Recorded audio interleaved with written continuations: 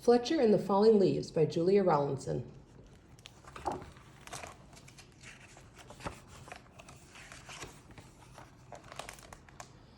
The world was changing. Each morning when Fletcher bounded out of the den, everything seemed just a little bit different. The rich green of the forest was turning to a dusty gold, and the soft swishing sound of summer was fading to a crinkly whisper. Fletcher's favorite tree looked dull, dry, and brown. Fletcher was beginning to get worried.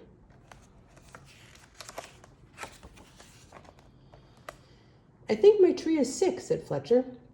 "What's wrong with it?" his mother asked. "Its leaves are turning brown," said Fletcher.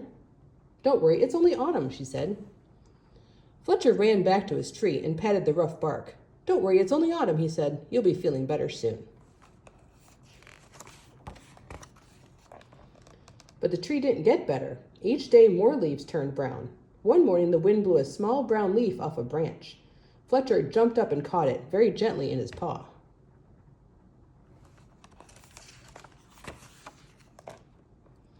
"Don't worry, tree, I've got your leaf. I'll fix you."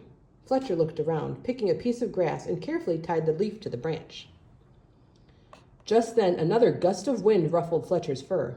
The little leaf shook itself free and fluttered back to the ground. Fletcher picked it up again and thought very hard. Then he poked the leaf onto a twig and pushed it down firmly. "Now you hold on tight," said Fletcher. "No more flying around." The little leaf gave a tiny rustle in reply.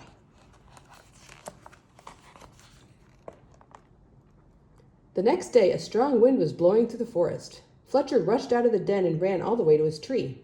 Lots of branches were bare, and little lost leaves spun everywhere. "Don't worry, tree, I'll catch them for you, I promise." Round and round and round whirled Fletcher after the swirling leaves.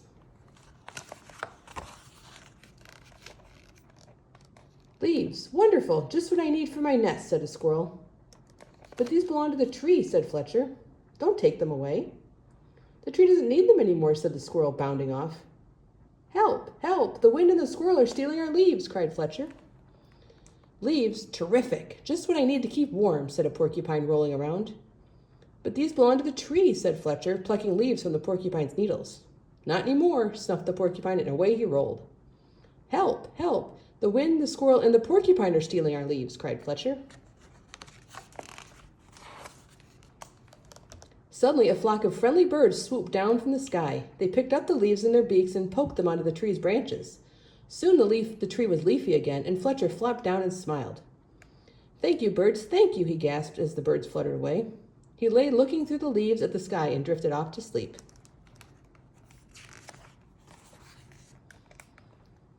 But the wind continued to blow and the branches still danced. The leaves shivered and shook themselves and began to wriggle free.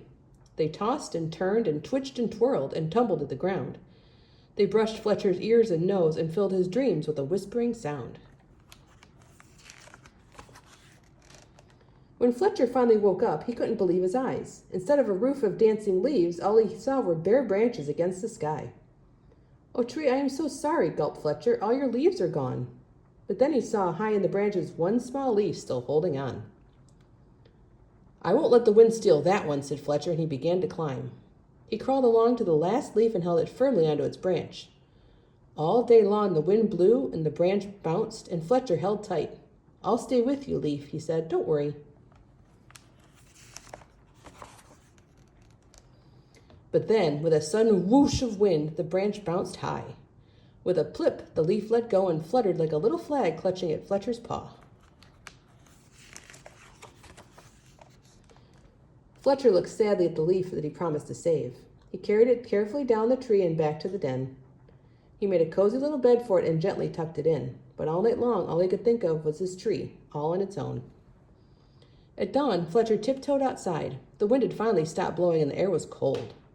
The wind still hung in a clear sky and pale stars glimmered. As he came to his favorite tree, Fletcher saw a magical sight.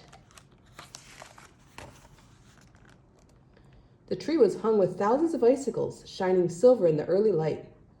"You are more beautiful than ever," whispered Fletcher. "But are you all right?" A tiny breeze shivered the branches, making a sound like laughter, and in the light of the rising sun, the sparkling branches nodded. Fletcher gave his tree a hug. Then he went back to the den for a warm, nice breakfast.